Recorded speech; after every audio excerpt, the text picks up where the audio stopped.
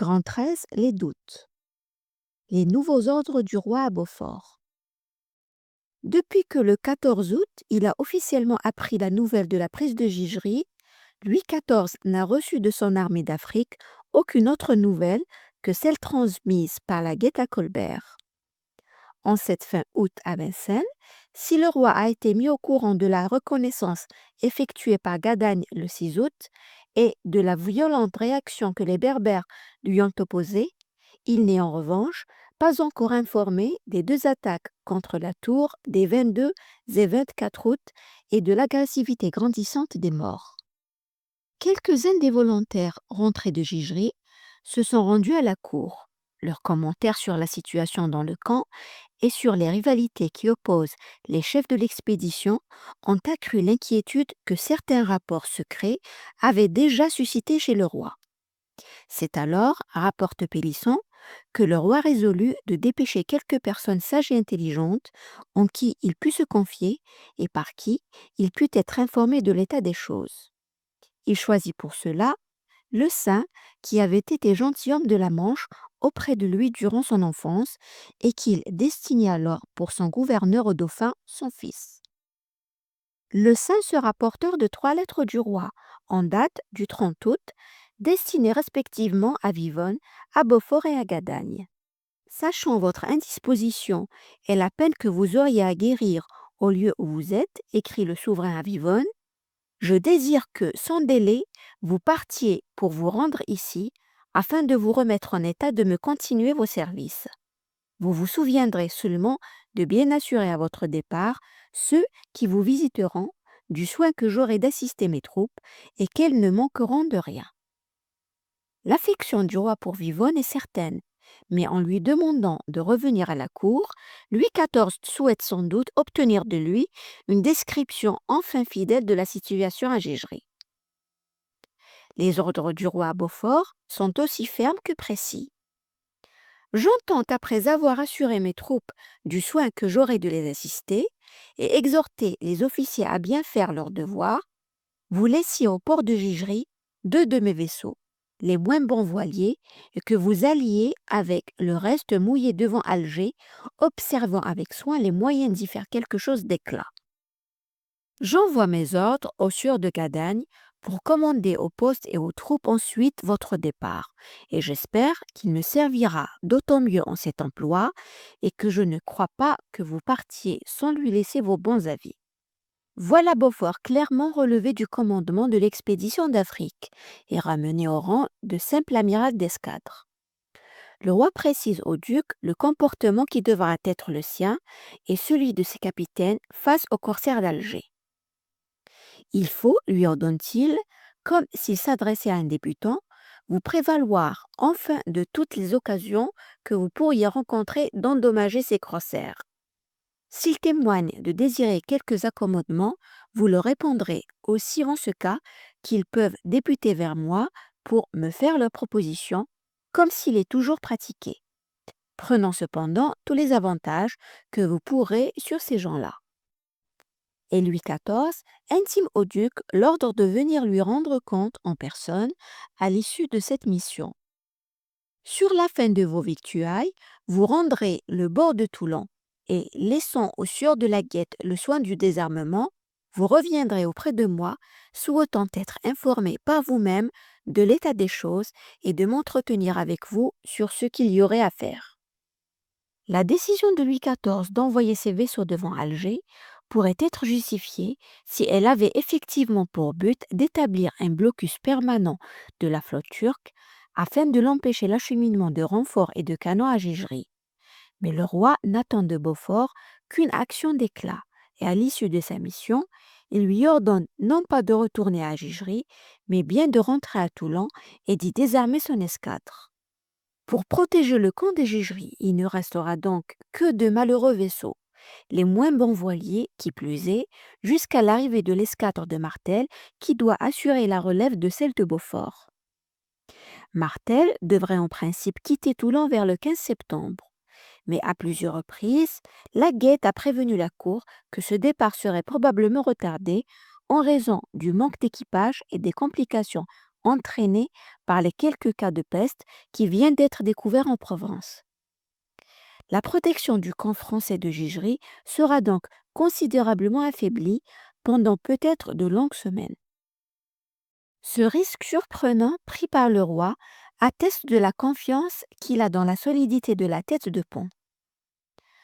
En dépit des témoignages souvent alarmistes de certains des volontaires revenus de Gigery, en dépit des inquiétudes exprimées par le duc sur un ennemi qui se montre plus entreprenant et moins prêt à négocier que prévu, en dépit des difficultés d'intendance qui chaque jour surgissent à Toulon, le roi, avec une détermination inflexible, poursuit donc son projet africain.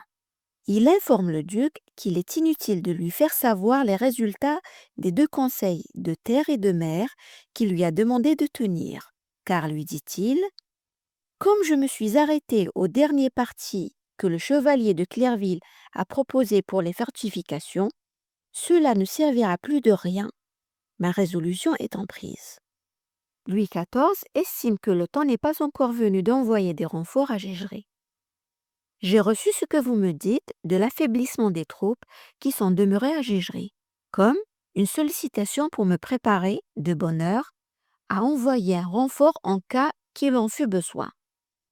Puis, laissant entendre qu'il perçoit la demande de Beaufort comme un signe de faiblesse, le roi ajoute, avec une ironie blessante: comme il y a des gens de reste pour ne rien craindre en ce poste-là, je ne doute point qu'en même temps que vous m'écrivez de cette sorte, vous n'ayez débité en public tout ce qui pouvait donner plus de courage et de confiance aux officiers et soldats. Pour terminer, le roi demande au duc, comme il l'a fait à Vivonne, de rassurer ses hommes pour un témoignage de son engagement personnel. Je vous recommande encore un coup de les bien assurer en partant qu'ils ne manqueront de rien, puisque c'est moi-même qui prends soin de leur faire porter des vivres et des munitions de guerre, et qui songe à toutes les choses qui leur peuvent être nécessaires. Toulon, début septembre. Quelques cas de peste ont été signalés en Provence.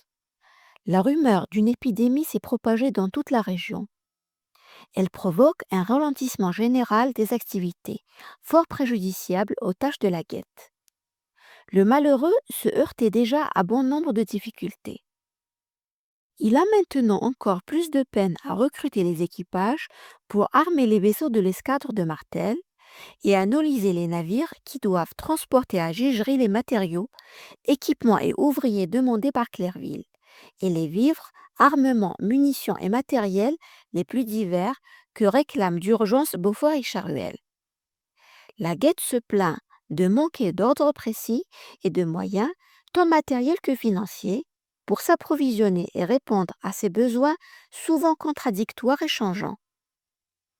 L'intendant trouve injuste qu'on le rende responsable de tout ce qui fait défaut à Gigery. À Colbert, qui lui reproche de n'avoir pas obéi à l'ordre d'envoyer à Gigery les mousquets et les piques qu'il a reçus de Sedan, la guette répond: j'observerai ce que vous m'écrivez touchant les armes qu'il faut envoyer à Gigery, mais ils n'en ont point du tout besoin. Il se permet de protester contre les menteries qui se disent au sujet des vivres. Si on vous a écrit que les vivres devraient manquer à Gigery le 15 de ce mois, il y a mépris sur la date où l'on ne vous a pas mandé les choses sincèrement. Si les victuailles se sont rapidement avariées en Afrique, il fait remarquer qu'il n'en est pas responsable. C'est Charuel lui-même qui a passé les marchés avant son départ. Ces prises de position aussi nettes que fermes détériorent les relations de l'intendant avec les états-majors. La guette poursuit malgré tout sa tâche avec conscience. En dépit des retards provoqués par l'épidémie de peste, il réussit à plusieurs reprises à armer et faire appareiller des navires pour Gigery. Le 15 septembre, 3 tartanes chargées de briques et de pierres de taille. Le lendemain, 4 barques avec des outils et des équipements divers. D'autres enfin attendent des vents favorables. Il s'emploie à faire tailler les milliers de tonnes de pierres commandées par Clerville et il cherche à se procurer les navires pour les transporter. Il n'en trouve pas en Provence, il en commande en Hollande. le roi a donné l'ordre d'envoyer à Beaufort 2 compagnies de cavalerie. C'est encore la Guette qui se procure la paille et l'avoine pour nourrir 126 chevaux pendant 3 mois. Lorsqu'il reçoit de Colbert l'accord pour envoyer les bœufs vivants à Gigery, 2 jours seulement plus tard, il rendra compte au ministre. Je me suis mis en état d'envoyer 30 ou 40 bœufs pour servir à faire du potage aux soldats, en attendant que nous soyons dans la saison de saler les chairs, sans craindre qu'elles ne se corrompent. La Guette pâtit de la désunion de ses généraux à Gigery. Aussi se réjouit-il de la décision du roi d'envoyer le saint auprès de Beaufort. « Je suis bien aise, proclame-t-il à Colbert, d'apprendre que le roi envoie un gentilhomme de sa part à Gigery, car je crains que l'on ne vous montre pas ce qui m'est écrit à moi. Je crois bien que toutes les difficultés pourront se surmonter avec du temps et de la dépense. Je le souhaite avec passion, car il serait très fâcheux de quitter un poste qui a déjà coûté quelques sons et de l'argent. » Depuis la prise de Gigery, c'est le premier doute exprimé par la Guette sur une issue favorable de l'expédition. 3 jours plus tard, probablement inquiet de l'audace dont il a fait preuve, il affiche un optimisme peut-être trop appuyé. « Je ne manquerai pas d'exhorter, autant qu'il sera en mon pouvoir, tous les marchands de cette province à se disposer à faire du commerce à Gigery. Mais selon mon avis, il faudrait qu'il plût au roi de donner quelques privilèges aux vaisseaux et barques qui porteront quelque chose à Gigery et qui en rapporteront des marchandises, car par le moyen de la franchise et des quelques avantages, on verrait quantité de gens s'engager au négoce d'Afrique. » Cette proposition va tout à fait dans le sens de la volonté royale.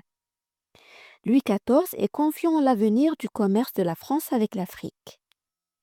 Au cours d'une assemblée extraordinaire de la Chambre de commerce de Marseille, à laquelle assiste une multitude de négociants, le président annonce la décision du roi d'établir un conseil juste au lieu de Gigery en Afrique, nouvellement soumis à la domination pour donner lieu à tous les négociants de pouvoir y établir un commerce avec toute assurance.